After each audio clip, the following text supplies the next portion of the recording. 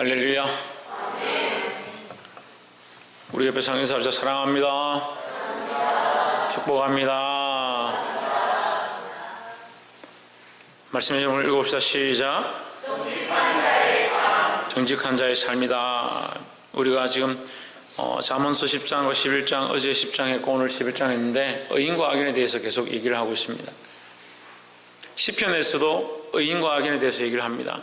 그 시편에서는 의인과 악인을 복이 있는 자와 복이 없는 자, 한편은 하나님 말씀을 따라 사는 자, 한편은 자기의 의를 위해서 살아가는 자, 자기 이익을 위해서 살아가는 자로 표현하고 있습니다. 잠언서에도 비슷한 맥락으로 나오고 있습니다. 10장에서 의인과 악인에 대해서 얘기하고 11장에서는 정직한 자와 사특한 자에 대해서 말하고 있습니다. 우리의 삶은 사실 별로 정직하지 못합니다. 대부분 자기를 위한 정직들이 많습니다. 남들에게는 거짓이지만 자기 자신에게는 정직한 거예요. 그 자기를 위해서 포장하는 거죠. 괜찮다. 내가 이렇게 말하면 좀 어떻노? 내 입장이 이런데? 자기가 보기에 좋게 애둘러서 부드럽게 얘기를 해보면 똑같이 얘기를 하는데 이 사람은 분명히 똑같은 상황을 가지고 이게 이렇게 되었다라고 얘기하는데 이 사람은 자기 입장대로 이렇게 했다라고 말을 하니까 이 사람과 이 사람이 같이 보았는데도 사건이 다르고 상황이 다릅니다. 안모 국회의원이 이번에 징역을 2심에서 판결을 내가 징역을 살게 되었습니다. 1심에서는 무죄를 받았습니다. 2심에서 징역을 받았습니다. 근데 우스운 것은 이것을 피해자가 진술하는 것과 그의 아내가 말하는 것이 똑같은 상황을 가지고 서로 얘기가 다릅니다. 똑같은 상황 가운데 똑같은 말을 하고 있는데 서로 입장이 다릅니다. 그럼 우리는 많은 일들 가운데 어떠한 말을 해야 되냐? 어떠한 시각으로 말을 해야 되고 어떠한 입장을 말을 해야 되느냐? 어떻게 해야 될 것 같습니까? 그렇죠. 하나님의 시각으로 말을 해야 되죠. 하나님의 입장과 하나님의 시각으로 말을 해야 되는 겁니다. 왜 자꾸 공동체가 와해되어지고 세워야 될 것들이 무너지고 괜찮다고 잘못되어지느냐? 하나님의 관점과 하나님의 시각으로 말하지 않고 자기 입장과 자기 시각으로 말을 하는 겁니다. 근데 자기 입장과 자기 시각에는 자기는 맞아요. 자기는 괜찮아요. 자기에게는 좋아요. 하지만 공동체 안에서는 별로 유익하지 않는 겁니다. 정직한 자의 삶이라는 것은 하나님 앞에서 하나님의 시각으로 하나님이 기뻐하시는 가치관을 가지고 하나님의 뜻을 말하는 거예요. 그럼 우리가 말을 할 때에, 우리가 교회에서 말을 할 때 또는 사람들과 얘기할 때에 하나님의 시각과 하나님 기뻐하시는 것들을 말하고 있는가? 그 초점들이 바로 세워져야 된다는 겁니다. 보게 되기를 주의 이름으로 축복합니다. 11장 1절에 속이는 저울은 여호와께서 미워하셔도 공평한 추는 그가 기뻐하시느니라 했습니다. 자, 그래서 여러분 잠언서를요 늘 얘기하지만 짧은 격언입니다. 짧은 격언인데 이 잠언서를 인간의 지식과 인간이 보기에 좋은 글로 해석하면 이건 아주 심각한 오류가 나요. 이건 하나님 말씀이에요. 근데 자꾸 인간적으로 속이는 저울 안 되지. 공평한 추를 써야 되지. 그게 아니에요. 그 얘기를 하는 게 아니에요. 속이는 저울은 뭡니까? 자기를 위한 저울이에요. 자기를 위한. 그래서 물건을 통용하는 것뿐만 아니고 모든 것을 다 얘기하는 거예요. 자기 저울, 자기 저울. 자기가 보기에 괜찮다. 자기의 보기에 이것은 옳다. 자기의 기준대로 하는 거예요. 자기 기준대로.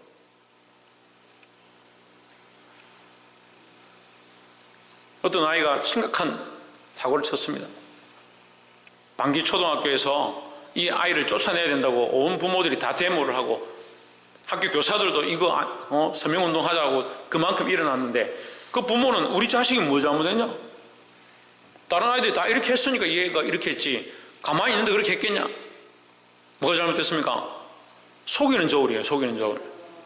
자기를 위한 저울이에요. 자기를 위한 가치관이 자기가 막 보기에 옳다라는 거죠. 자기 유익을 위해서 저울을 바꿔버린 거예요. 우리의 저울은 어디에 있느냐? 하나님 앞에 있는 겁니다. 그래서 공평의 추가 무너지고 공의의 저울이 무너지면 그거 하나님 미워하시는 거예요. 미워하시는 거. 교회가요 이렇게 계속 이렇게 진행되고 많은 사람들이 교회에 온다고 해도 하나님 앞에 미움받는 교회가 되어서는 안 돼요. 그럼 누구를 기쁘시게 할 거냐? 사람들이 듣기 좋은 말을 하고 들으면 아 그래 그런 얘기를 해야지, 그런 얘기를 좀 해주시면 좋을 건데 그 자꾸 뭘 무너뜨리냐? 공의의 추, 공평의 추, 하나님의 공의의 저울을 무너뜨립니다.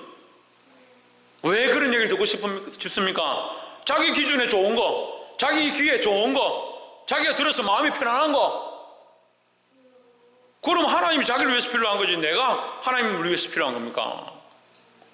하나님 말씀을 듣고 내가 하나님 말씀에 맞춰야 되는 거지, 하나님 말씀이 내 마음에 맞아야 되는 거예요.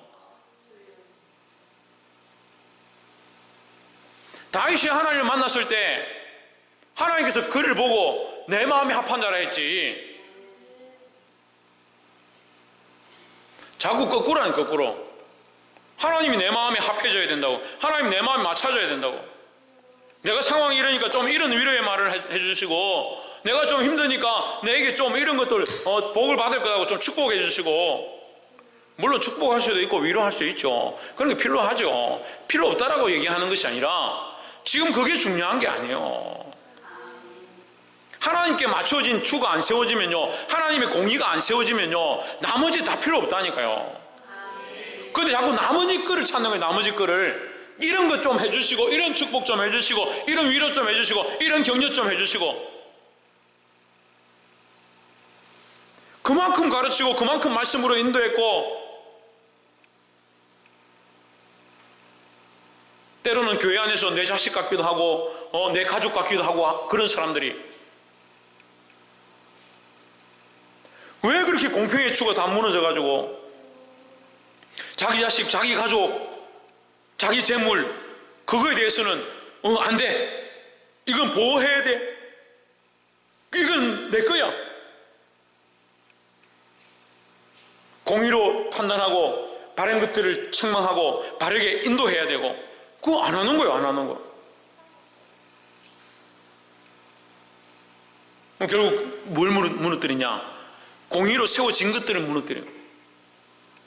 공의로 가르치는 자를 대적하고요, 교회 안에 바른 질서들을 무너뜨리고요.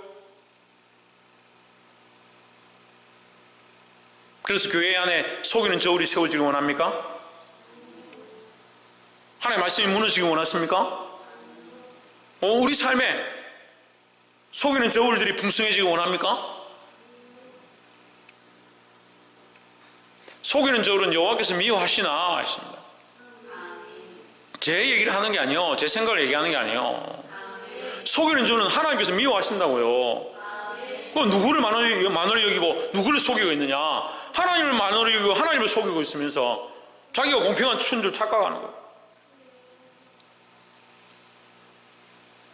11장 2절에 교만이 오면 욕도 오거니와 있습니다. 결국 속이는 저울은 어디에 있느냐? 교만함과 연결되는, 교만함과. 거짓말, 제가 앞에 잠언서 할 때 교만은 거짓과 연결된다 했습니다. 하나님 미워하신 8가지, 하나님 싫어하신 8가지, 17가지 있나니 했죠. 교만함과 거짓과 속이는 이와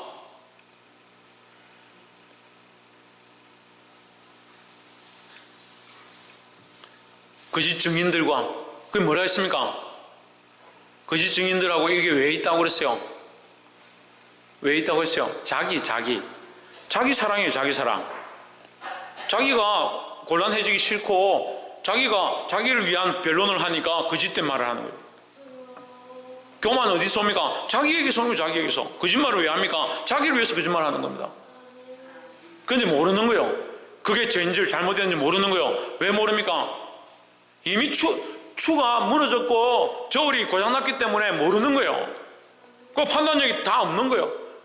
지금 우리가 죄를 짓고 있는 건지 잘못된 길을 걸어가고 있는 건지 하나님의 나라를 위해서 우리가 공의의 일을 달려가고 있는 건지, 그러면서 지금 우리 마시는데 주님 오시기를 예배해야 되는데 주님 오시기를 예배하기는 자기 길을 예배하고 있으면서, 교만이 오면 욕도 오거니와 겸손한 자에게는 지혜가 있느니라 했습니다. 교만은 자기를 사랑하는 거고요, 욕은 하나님 주신 책망이고요, 겸손한 자는 뭡니까? 하나님 앞에 두려워하는 자예요. 겸손한 자는 결국 지혜 있는 자, 겸손한 자는 지혜 있는 자. 지혜는 뭡니까? 하나님을 경외하는 거죠. 겸손한 자는 하나님을 경외한다는 거예요. 좀 더 나아가면 지혜는 누굽니까? 예수 그리스도를 가리킵니다. 겸손한 자에게 그리스도가 왕이 되는 거예요. 자기가 왕이 되어 있고 자기가 높아져 있으면 예수 그리스도가 우리의 왕이, 통치자가 될 수가 없어요. 잠언서를 왜 자꾸 그렇게 해석하는지 이해를 할 수 없어요. 왜 인간적으로 자꾸 해석해서 사람들에게 가르치는지.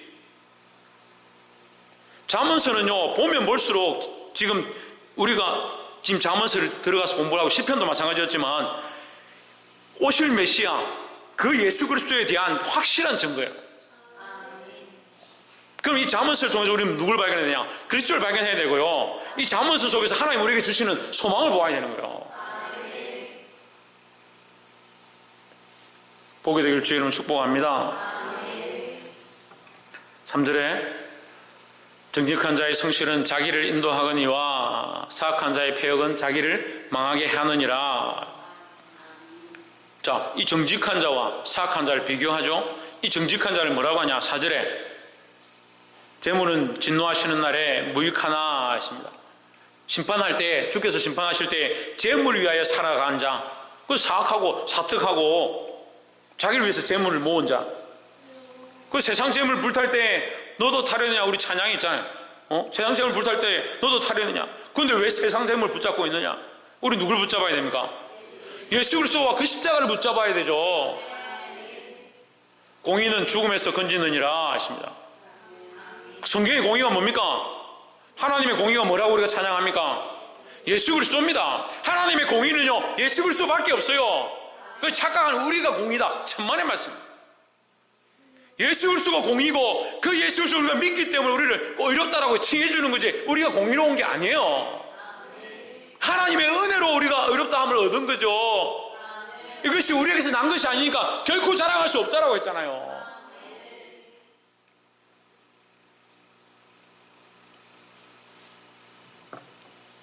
그래서 이 의는 11장 4절에 있는 이 공의는 뭡니까? 예수 그리스도입니다. 근데 이것을요, 10장에서도 똑같이 얘기했어요. 10장 2절에 불의의 재물은 무익하여도 의리는, 공의는 죽음에서 건지느니라 했습니다. 그만큼 우리에게는 뭐가 중요하냐? 의가 중요한 거예요. 공의가 중요한 거예요. 그리고 우리에게는 뭐가 없으면, 하나님의 공의, 예수 그리스도가 없으면 우리는 죽은 자다, 죽은 자.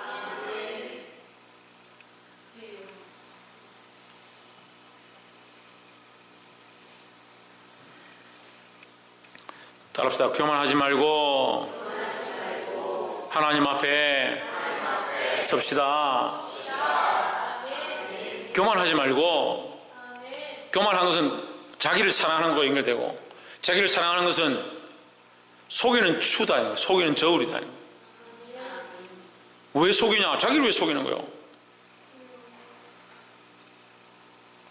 마귀는 사함을 입지 못합니다. 결국 자기를 사랑하는 것 때문에 교만해져서 하나님을 대적했기 때문에 사함을 입지 못합니다.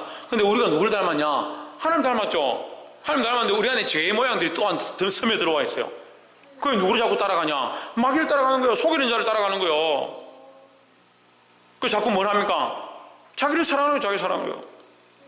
그 얘기를 해보면요, 내 생각에는요, 내 경험에는요, 나는 이렇게 들었거든요. 하나님이 공의가 없어요. 공의가.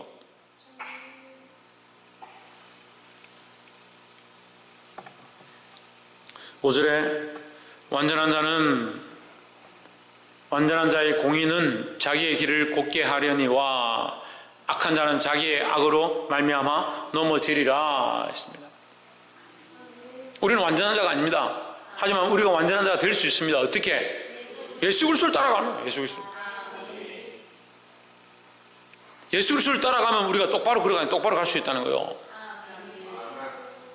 예수 그리스도가 우리에게 완전한 공이니까 그 예수 그리스도를 따라가면 우리가 곧게 걸어갈 수 있는 거예요. 두 번째로 9절에 악인은 죽을 때 그 소망이 끊어지나니 불의의 소망이 없어지느니라 했습니다. 여러분 성경과 좀 다르게 되는데 악인은 입으로 그의 이웃을 망하게 하여도 의인은 그의 지식으로 말미암아 구원을 얻느니라 했습니다. 아니 제가 7절에서 7절 악인은 죽을 때 그 소망이 뭐한다?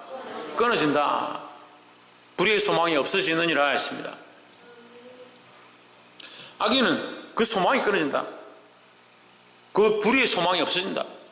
그 무슨 말이냐면 이 땅에서 뭘 위해서 삽니까? 자기를 위해서 불의한 저울로 속이는 저울로 사람들에게 취하고 자기 재물을 모으는 겁니다. 자기를 위해서 재물을 모으는 거예요. 자기를 위해 사는 거예요. 근데 여러분 왜 악인의 길을 걸어갑니까?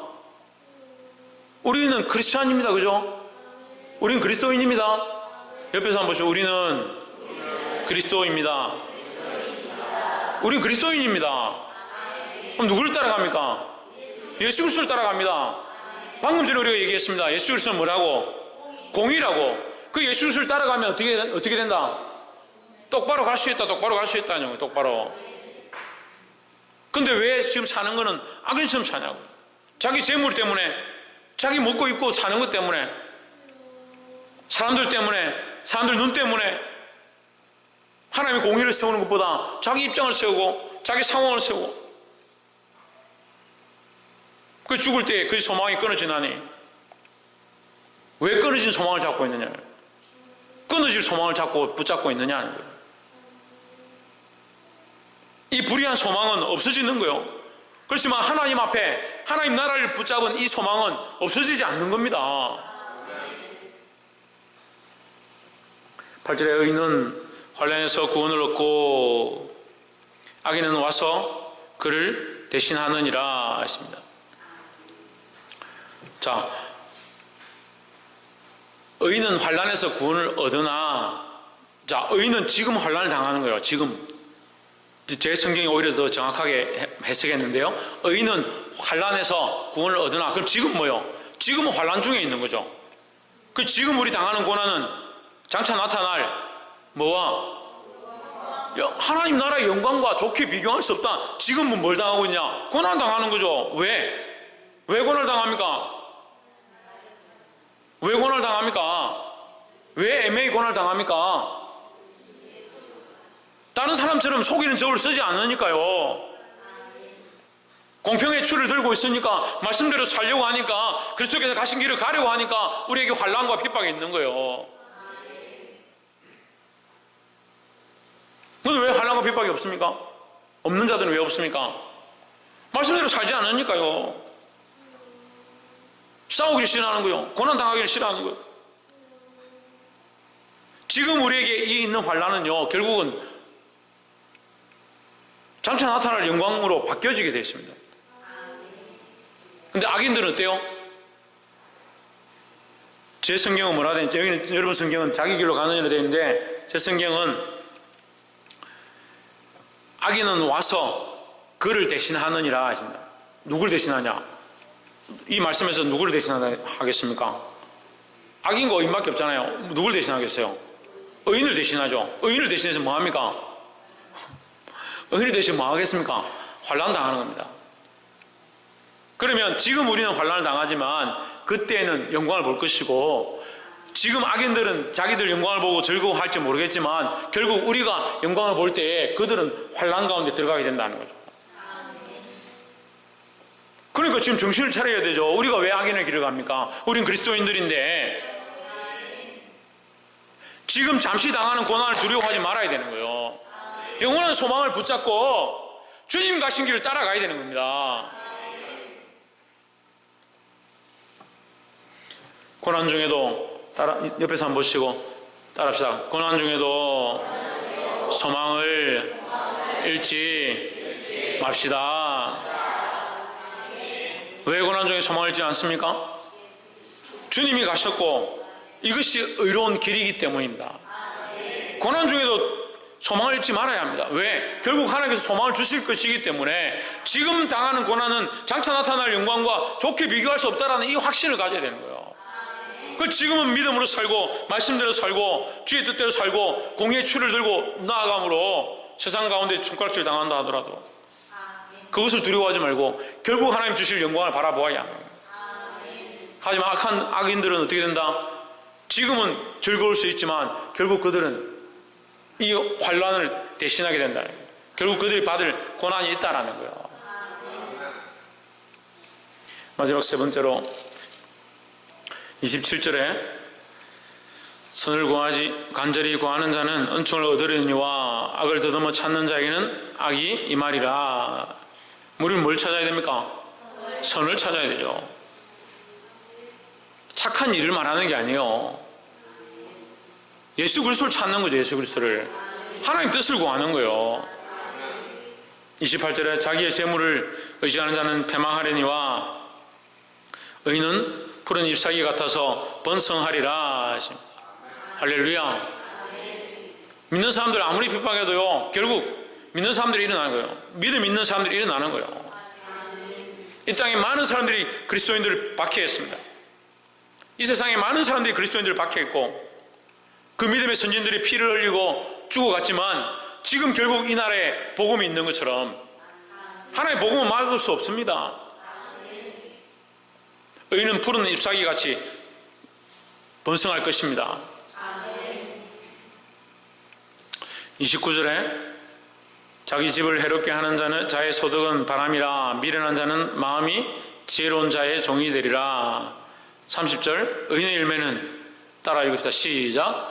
의인의 열매는 생명나무라 지혜로운 자는 사람을 얻느니라. 할렐루야. 우리에게 푸른 잎사귀 같아서 번성하리라는 이 번성의 축복을 주시고요. 이제 하나님 말씀에 축복하네요. 감사하게.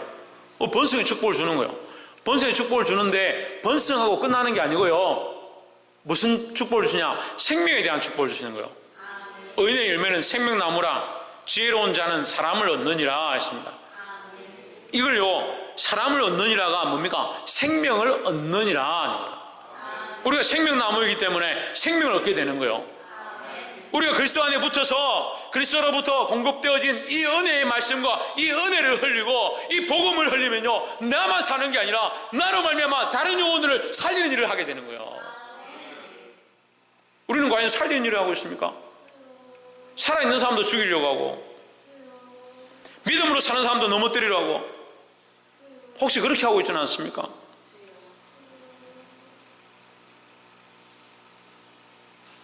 의인은 푸른 나무, 푸른 잎사귀 같아서 번성하리라 했습니다. 여러분 하나님 주신 이 번성의 축복이 있기를 소망합니다. 이 의인은 뭡니까? 이 의인은 뭡니까? 예수 그리스도를 따라가는 자입니다. 예수 그리스도를 따라 그 삶을 살아가는 자를 말하는 겁니다. 번성하고 또한 뭡니까? 생명나무라 지혜로운 자는 사람을 얻느니라 했습니다. 사람을 낳느니라, 사람을 살리느니라. 이것이 우리에게 주신 놀라운 축복인 겁니다. 나만 사는 것이 축복이 아니고요, 나는 이미 살았고 우리는 이미 구원을 얻었고, 옆에서 한번 보시죠. 우리는 이미 구원을 얻었고 수많은 사람을 살려야 합니다. 하나님께서 우리에게 주신 축복입니다. 축복. 왜 이 축복을 누리지 않습니까? 우리는 이미 구원을 얻었고요, 이미 생명을 얻었고요, 푸른 잎사귀같이 번성할 것이고요, 우리로 말미암아 다른 사람들을 얻게 될 것이라는 거예요. 이것이 우리에게 하나님 주신 축복입니다. 여러분 이 축복을 누리시고 이 복음을 전해서 수많은 사람을 주님 앞으로 이끄는데 함께 하시기를 주의 이름으로 축복합니다. 기도하겠습니다.